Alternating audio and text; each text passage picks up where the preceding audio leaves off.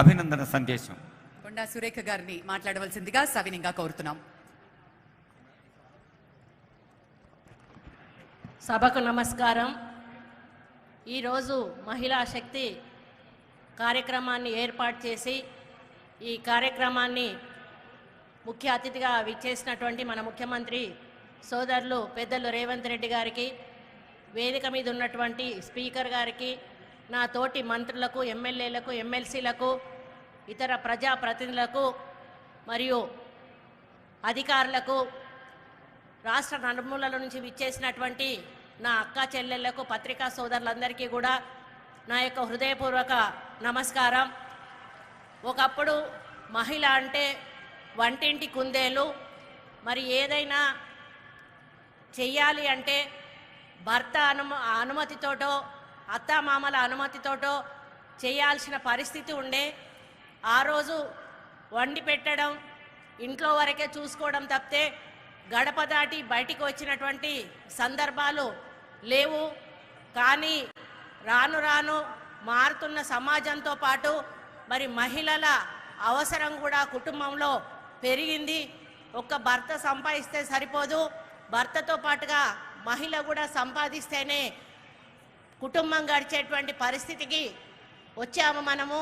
ఆ సమయంలో మరి రాజశేఖర రెడ్డి గారు ముఖ్యమంత్రిగా ఉన్నప్పుడు ఐకేపీ ప్రవేశపెట్టి మహిళా గ్రూపులను ఏర్పాటు చేసి పావలా వడ్డీ ఇచ్చి, అభయాస్తం ఇచ్చి, ఆ రోజు పెన్షన్స్ ఇచ్చి, మరి అందరికీ కూడా ఇండ్లు ఇచ్చి, మహిళల గౌరవాన్ని పెంచి, ఆ రోజు గ్యాస్ కూడా దీపం పథకం ద్వారా ఇచ్చి, మరి మహిళల కంట్లో కన్నీళ్లు రాకూడదు, మహిళలు సంతోషంగా ఉన్నప్పుడే కుటుంబం సంతోషంగా ఉంటుంది, కుటుంబం సంతోషంగా ఉన్నప్పుడే మన సమాజం సంతోషంగా ఉంటుందని మరి ఇటువంటి కార్యక్రమాలు ప్రవేశపెట్టినటువంటి మొదటి వ్యక్తి ఎవరంటే మన వైఎస్ రాజశేఖర రెడ్డి గారు. ఆనాటి కాంగ్రెస్ ప్రభుత్వం మరి తెలంగాణ రావాలని, తెలంగాణ కోసం పోరాటం చేసినప్పుడు మహిళలందరూ కూడా ఇళ్లలోంచి బయటకు వచ్చి బోనాలు, బతుకమ్మలు, వంట వార్పు, ధర్నాలు, రాస్తారోకోలు అన్నింటిల్లో కూడా మగవాళ్లతో సమానంగా తెలంగాణ పోరాటంలో భాగస్వాములు అయినారు. మీరందరూ కూడా మీ కొడుకులకు, మీ బిడ్డలకు ఉద్యోగాలు వస్తాయని, మీకు మంచి భవిష్యత్తు ఉంటుందని, తెలంగాణ వస్తే మనం అందరం కూడా సంతోషంగా ఉంటామని ఆనాడు పోరాటం చేస్తే మన పిల్లలు ఆ రోజు ఆత్మహత్య చేసుకుంటే సోనియా గాంధీ గారు ఎవ్వరూ కూడా ఇంకా చచ్చిపోవడానికి వీల్లేదు, మరి ఇంకొక ప్రాణం పోయినా మంచిది కాదు అని చెప్పి ఆమె తెలంగాణ ఇవ్వడం జరిగింది. మహిళ అంటే సోనియా గాంధీ అని మనం గర్వంగా చెప్పుకోవాల్సిన అవసరం ఉందని నేను చెప్తా ఉన్నాను. యూపీఏ చైర్పర్సన్గా మహిళగా ఆమె ఎన్నో అభివృద్ధి సంక్షేమ కార్యక్రమాలు చేపట్టినటువంటి ఘనత కూడా సోనియా గాంధీ గారిదని తెలియజేస్తా ఉన్నాను. మరి అంతకుముందు మనం రాజకీయాల్లో పోటీ చేసే వాళ్ళం కాదు.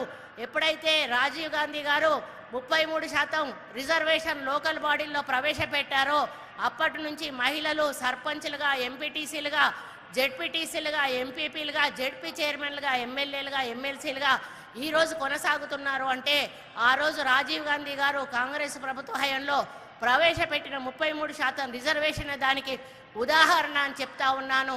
ఈరోజు ఆ 33% రిజర్వేషన్ ద్వారానే నేను ఎంపీగా ఎన్నికై, ఈరోజు ఎమ్మెల్యేగా ఎన్నికై, మంత్రిగా మీ ముందుకు వచ్చాను అంటే కాంగ్రెస్ పార్టీ పుణ్యమే అని చెప్పి నేను సగర్వంగా చెప్పుకుంటా ఉన్నాను.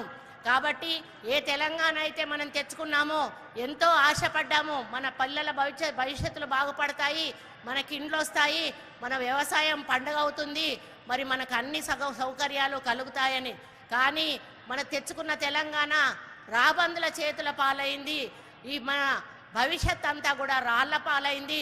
మన నోటికాడ బుక్కను ఎత్తుకపోయి మరి కనీసం మహిళలను కూడా గుర్తించకుండా పోయిన ప్రభుత్వం మహిళా మంత్రికి కూడా అవకాశం ఇవ్వకుండా మరి మహిళలను పూర్తిగా నిర్లక్ష్యం చేసిన ప్రభుత్వం ఏదైనా ఉంది అంటే అది కేసీఆర్ ప్రభుత్వం అని చెప్పాల్సిన అవసరం ఎంతైనా ఉంది.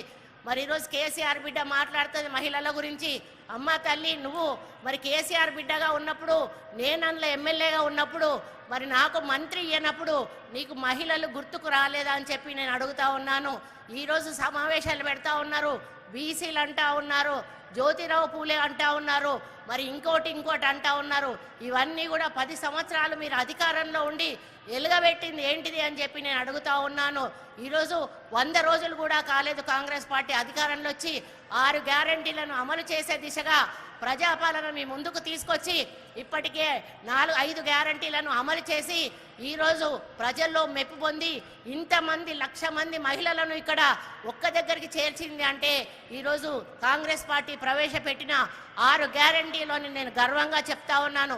రేవంత్ రెడ్డి గారు మరి ఏదైతే సోనియా గాంధీ గారు, రాహుల్ గాంధీ గారు, ప్రియాంక గాంధీ గారు హామీలు ఇచ్చారో ఆ హామీలను అమలు చేసే దిశగా వారు ప్రభుత్వాన్ని ముందుకు నడుపుతూ అక్కా చెల్లెలకు నిన్న ఇండ్లు కూడా మంజూరు చేయడానికి కార్యక్రమం స్టార్ట్ చేసిన విషయం కూడా మీ అందరికీ కూడా తెలుసు.